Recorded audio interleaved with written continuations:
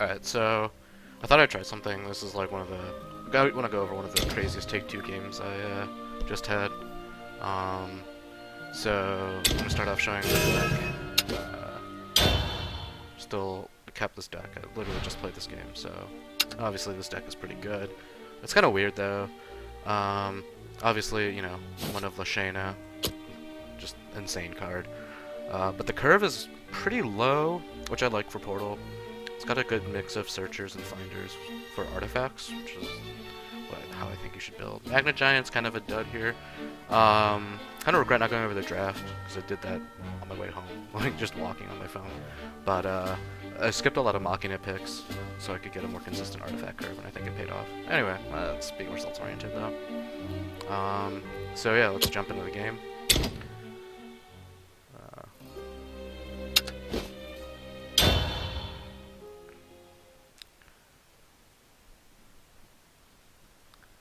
I'm just sort of gonna go over my thought process for each turn in this game, I think, as we go through.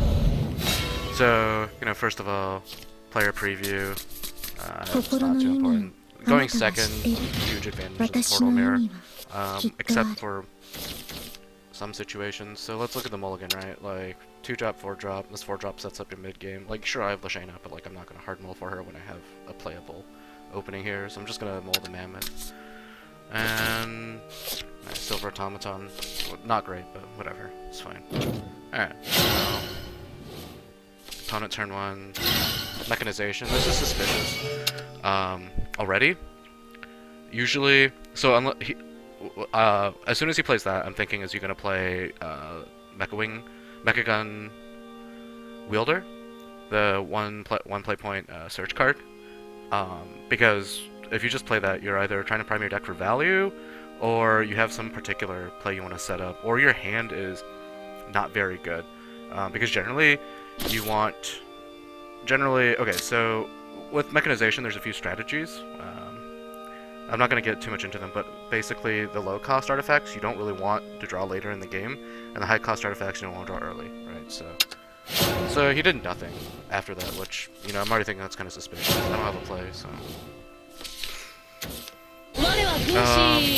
this is kind of suspicious, because, you know, there are so many other 2-drops you'd rather play. Majesty Lion and that part is just planned on. Right. Alright, so I'm thinking he doesn't have other 2-drops in hand. Well, he has Cat Gunner, that's fine. I honestly, in this position, if I were him, unless I didn't have a 3-drop, I probably would have considered playing Cat Gunner in turn 2. But, like, this is okay. Like, he'll get some tempo. This is as much tempo as if he had a normal 2-drop. I just played it. Like, I wouldn't have had a turn 3 play, so I just played it. That's fine. Do note that it was the Strike Form goal. Usually the better one, but we'll see. Alright, so here he plays his Displacer bot, that's fine. I think, I'm just gonna pause it a little. I do think if you have Mechanization, unless you're looking for some specific setup, you're still better off playing it right before your Searchers. There's not much in the way of exceptions. Generally, your deck quality is going to, like, unless your deck is particularly weak, which that would be unfortunate in its own, you want to draw your non-artifact cards before you sequence your artifacts, because, like, your artifacts are just gonna let you, you chain them off the Acceleratium, right? And you want to sort of have your cheaper cards. Yeah, anyway, let's keep going. Alright, so I'm just gonna make the typical turn. That's fine. You know, my board's not great, but it works. Alright, so now here, keep in mind, at this point I know he has an ancient artifact, Acceleratium, in hand, and he played Puppet Troop Master, which would be a fine play normally, right? He can just follow this up with ancient artifact, like, that's not quite bizarre. But when he evolves Puppet Troop Master, this sets off a lot of alarm bells. Generally, there's 3 situations where this doesn't just break you out of the game because you'll be too reactive. One is that you have Lashana in hand, which generally you played Lashana before Puppet Troop Master, and he would be safe in doing that here. Like, I'd have to use a lot of resources to deal with that, from what he knows of my hand. 2 is you have Cocytus in your hand, meaning that when it hits turn 9 you play Cocytus, and now you're going to be drawing 2 you have puppets to control the game to turn 9, and on turn 9, when you play Kokaitis, you're drawing two Kokaitis cards per turn, which is insane.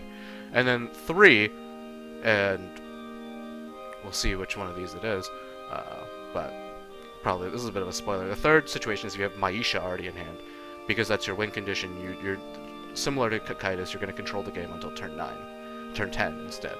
Alright, so the trade here, when he has cards in hand that could trade, is a little suspicious, but not more so than what he's already done. So, yeah, so with that in mind, I'm going to try to develop a balanced tempo type of game. I want to draw. I either want to go for an aggressive board, because he's going to be full of puppets. I want an aggressive board with high HP that can either survive Lashana, or conserve my wards for Maisha. I just lose Kokaitis, right? Like, I can't win in that scenario. So, this is weird because you usually want to play your draw effects before you fill your deck with puppets, because you're going to be drawing a shitload of puppets. But this is standard. Like, he's just going to wipe my board with his rush effect. That's fine. Like,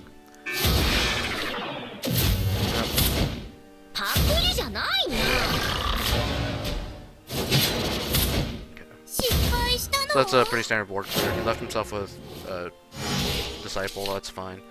My goal every turn now is going to be just to try to develop the best board I can, while cycling through to hopefully my Lashana or my wards, because in my opinion, the wards are going to be key. So that's why I make sure to have,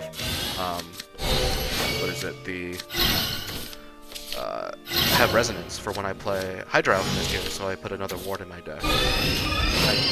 I need wards, basically. I already have 2 wards, so right now I'm already planning. Like, yeah, I know he's going to clear wards, but I'm planning how to sequence my wards so that I can play Silver Automaton and Apollo in some sequence by turn 9 while making him use as much of his high HP clearing resources. Because at this point, I'm pretty sure he's going to play for Maisha. So I'm filtering artifacts out of my deck to get to my Guard Force Golem. That's going to be basically another win condition for me. So he's playing standard clears now. Like, Maisha is definitely going to be lethal. I don't care about my golem because it's way past any kind of lethal threshold. I'm going to conserve Evo points to try to protect my wards. Yeah, so it's all pretty standard. So just 2 artifacts. At this point, I'm not keeping as good track as I can, but I know he's got several Ancients in his deck. Playing his Ancient out like this is suspicious. And then, so this is the confirmation for Maisha. I think if he had evolved Lashana here, he'd still probably be capable of winning. But he didn't know that, so whatever. It's fine for me. When he plays he has to know that I know that he's playing my Ancients. So now, once again, I'm gonna kill this because I had a reason for it. I'm not sure, honestly. I think it was just I didn't want Radiant to die on my own turn because I don't want to search an artifact for it for hand size purposes. But honestly, that was kind of a dud play. Anyway, baiting him into spinning these puppets is really good, right? Like, I think that's kind of low-key what my goal was. Okay, so let's review this turn. He played Ancient, Hamlin, Maisha. Hamlin clearly cloned the Maisha in his hand. So I know he's going to try to go for a Maisha kill next turn. So there's several things I have to do this turn. I have to... and what I know is that he has probably 2 puppets in his hand. Because his deck is going to be mostly puppets at this point. So I need to clear as much of his board as I can.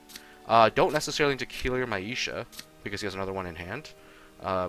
There's no 3-point play point spell that makes... Well, Puppet Shock is a key card that makes a difference, but... You know, hedging risks here. Odds of him still having Puppet Shock in hand, not that high at this point, because he's filled his deck with puppets. Right, so the sequence here... Like, playing Apollo and evolving him is pretty much suicide. That doesn't deal with as much of his damage as possible. The sequence here is going to involve using Licht, basically. Or Licht. Okay, so... Licht, Puppet, clear the Ancient. The heal irrelevant, really. play the Silver Automaton. That's gonna be the ward I count on to save me. Evolve Lee. Trade him into Hamlin to conserve as much points here as possible. Now keep in mind here that if he has Puppet Shock in hand, if it, right? But like, whatever, that happens. Alright, so he had Draco Marion. That's fine. I think this is a waste on his part. Like, this accomplishes nothing. I know he doesn't have. I'm pretty sure he doesn't have Ancients in hand at this point, right? Like, yeah. So this just gives me the ability to somewhat cheaply trade in. Now here I gotta think about. He still has Maisha in hand. I've got to get a ward out. The only ward I have in hand is Apollo. So I'm just gonna trade cards away and play Apollo. That's the only sequence I have. And try to conserve. And here's the thing, I can't afford to overdraw because I need to keep drawing more wards. That's going to be my only focus. I have a Guard Force Golem in my deck for ways to not die. And I just need to try to weather out his cards until he eventually can't keep going through his wards.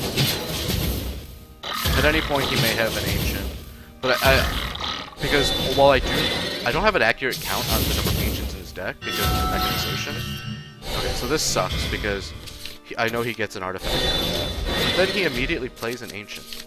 So I think I didn't think about it in game at this point, but this has to be his last artifact. And he has Puppet, you know, Puppet, Maisha, and what's likely 2 puppets. I mean, it's just given the contents, but it could be another artifact. I don't think it'd be another Ancient, because he's very keen on playing them immediately. But this is a mistake from him, because like he has to, if he's counting my hand, he knows I have a puppet. Anyway, well, okay. I didn't mention what my play was going to be, but I still need to search for a ward, so I'm going to play that, Onslaught to search for an artifact.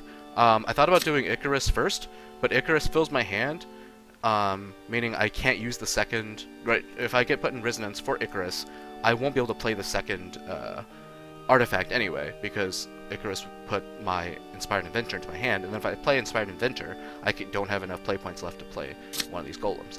But now, I'm thinking he can probably kill Guard Force Golem, because he can draw at least 3 puppets, or do something else with that.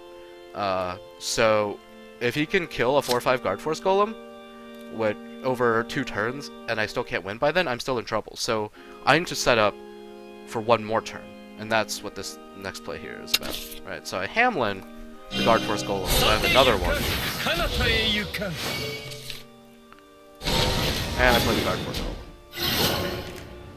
Right, nothing fancy here.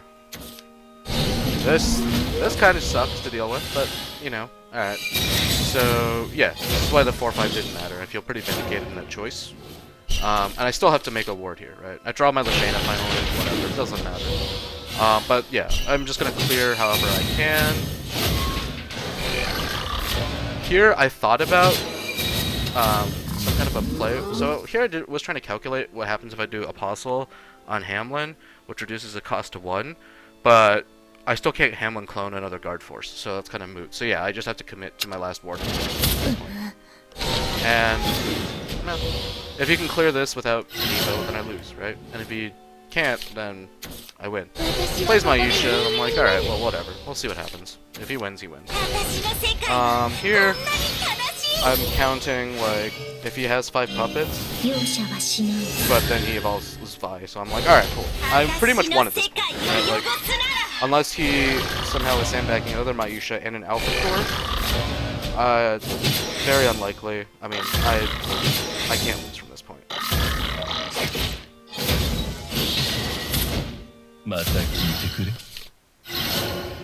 But there's one thing to note is that I only have 10 cards left in the deck. So I think it's obvious that he hasn't given up. He's shifted gears to trying to win my deck out. So I'm just at this point going to make sure he doesn't have any kind of aggro plan, because I don't remember what artifacts he's made at this point anymore. And just gonna force him to deal with the threat. He's going for a stall plan. But this is pretty much one for me. Since most of his deck is going to be puppets, you not really counting. You just can't clear efficient threats on the turn at this point. So I'm gonna just pass forward. It's not very exciting. I go for Erd on Lashana. Could have gets the value. It's an analyzing artifact. It could have been a puppet. All of that would have been funny.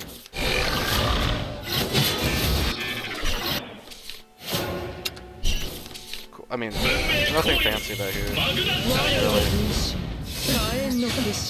I think what is remarkable is how ridiculous this deck is after like his Puppet Troop Master. I honestly think he was better off just going for a control plan and saving Puppet Troop Master for later. Because by committing to Maisha, like, yeah, I got pretty lucky, but he got pretty lucky too to keep drawing those threats with Troop Master. So, yeah.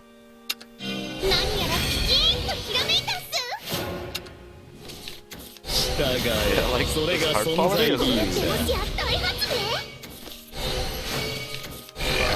It's just not gonna be able to. Quite frankly, the quality at this point is just repair mode. I do think there was an instance where repair mode would have done him a lot of work earlier in the game, but I can't remember. It was made by the... That's something that I really should have kept track of. That was made by the Robo's album, so...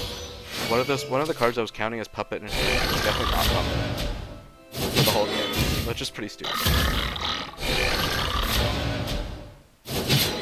But yeah. Alright, the rest of this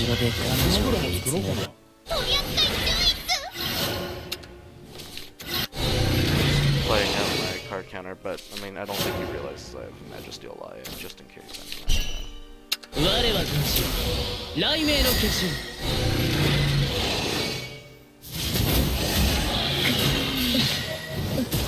The takeaway here is that, like, I identified my win condition, which was to... Yeah.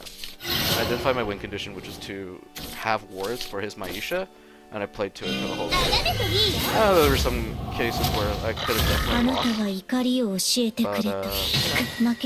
setup is what you have to do, so that's that. I hope this was educational. I can do more of these. Just did this one because I think this game was pretty insane. It was a lot of fun.